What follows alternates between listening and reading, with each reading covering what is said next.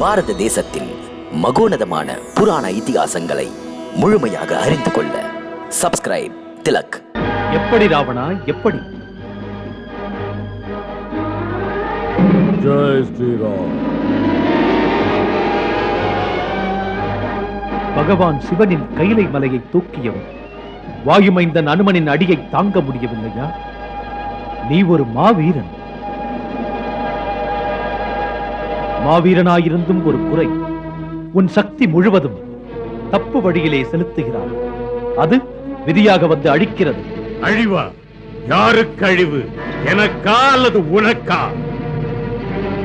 உனக்கு.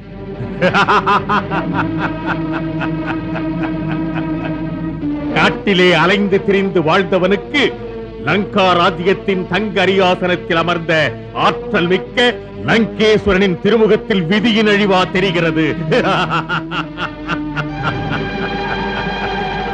ராமா, உன் பேச்சை கேட்டு மயங்குகின்ற அந்த அறிவுகட்ட மந்திரிகளிடம் சொல், உன் பேச்சு செல்லும், என்னிடம் செல்லாது. பக்தனுக்கும் அறிவாளிக்கும் உள்ள வித்தியாசம் இதுதான். பக்தன் அறிவிலியோ மூடனோ மனதுக்குள் அழுக்கில்லாத தூய்மையானவன். மதியுகி அறிவாளி உன்னை போன்று அடுத்தவனை அலட்சியம் செய்வான். யார் மனதிலே அகந்தையும் கபடமும் இருக்கிறதோ அவனுடைய செயல்பாடு உன்னைப் போலவே இருக்கும். இந்த பொன்னிலங்கையின் அரியாசனத்தில் அமர்ந்தும் கூட வாழ்வை வழிமாறி அமைத்துக் கொண்டவன் நீ. இப்போது உன் மனமே குழம்பி இருக்கிறது. உன் சொற்கள் அதை மூடி மறைக்கிறது. உன்னையே கேள். ஆட்டிப்படைக்கும் அக்கிரமக்காரர்கள் எப்படியும் ஒரு வட்டத்திற்குள் மாட்டிக்கொள்வார்கள். அப்படி ஒரு வட்டத்திற்குள் நிற்கிறார். காலம் உன் கணக்கை தீர்க்கப் போகின்றது. ஓடி ஒளிந்து கொள்ள உன்னால் முடியாது. முடியாது மட்டுமல்ல, அது நடக்காத ஒன்று. ஆடி அடங்கப் போகும் நேரம் இது. இறுதிக் காலம் வந்துவிட்டது. உன் பாவங்கள் ஒன்றாகச் சேர்ந்து அமைதியற்றவனாக உன்னை ஆக்கிவிட்டது. அதெல்லாம் உன்னை தாக்குகின்ற நேரம். பாவச்சுமை உன்னை அழுத்தும், தலை தூக்க விடாது. உள்ளுணர்வு குத்துவதால் ஏதேதோ உளறுகிறார். இது உன் பெருமையை சிறுமையாக்கிவிடும்.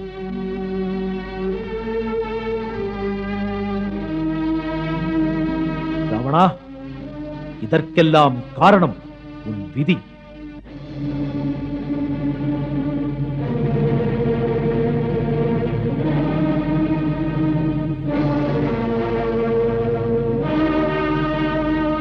ராமா, என் எதிரில் நின்று நீ வீரமொழி பேசுகிறாய். பேசி பேசி என்னை மிரட்டலாம் என்று நினைக்காதே. நீ ஏதோ ஒரு ராஜசபை முன் பேச்சரங்கம் நடத்துவது போல, மெத்த படித்த மேதைகளைப் போல பேச்சுத்திறனை காட்டுகிறாய். உனக்கு வீரம் இருந்தால் வில்லெடுத்து வளைத்து என்னுடன் பேசு, சொல்லெடுத்தல்ல. உன் முதுகிலே அம்புரா துணியை கட்டிக் கொண்டிருக்கிறாயே, அது வெறும் ஒரு விளையாட்டு பொருள் அல்ல. அது வீரத்தை காட்டும் அளவுகோல். அறிவாய்.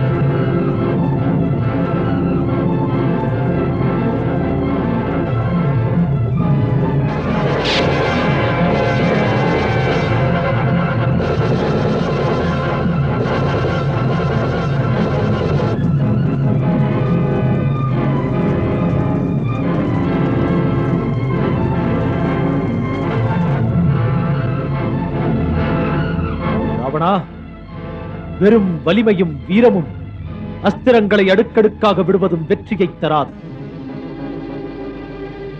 யுத்தத்தில் ஜெயிக்க தர்மம், நேர்மையான எண்ணங்கள் மிகவும் தேவை. நீயும் லக்ஷ்மணனிடம் சொன்னாய், நேர்மையெல்லாம் இங்கே நீ பார்க்கக்கூடாது என்று. நேர்மைதான் எங்களுடைய உயிர் மூச்சு. உன் போன்ற நிலையில் ஆயுதமின்றி நிற்பவனை எப்போதும் தாக்கியதில்லை. இதுதான் ரகுவம்சத்தின் வீரம். இலங்கை அரசனே, உனக்கு ஆயுதங்கள் இல்லை, தக்க துணை இல்லை, தேரும் கொடியும் இல்லை. செய்வதறியாமல் நிற்கிறாய் அதிர்ச்சியோடு. இதற்கு பெயர்தான் உன் விதி. விதியன வந்தனனே, வேதனையை தந்தனனே, மதியனை வீழ்த்தியதா, மானிடம் வென்றதா. இன்று போய் நாளை நீ வா.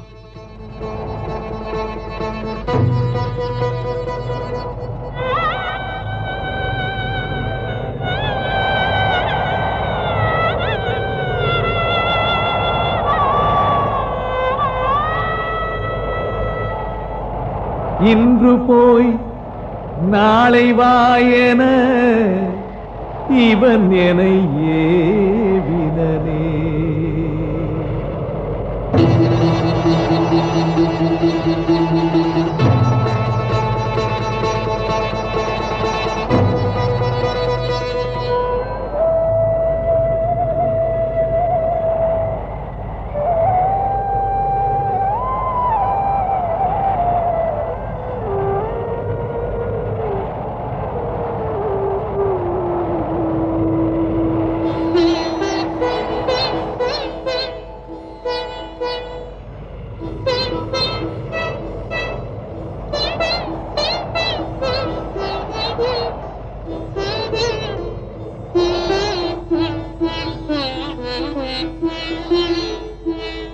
தேரெங்கே, கொடி எங்கே, புகழெங்கே, பெருமை எங்கே, தேவர்களை ஆட்டி வைத்த மன்னவனே.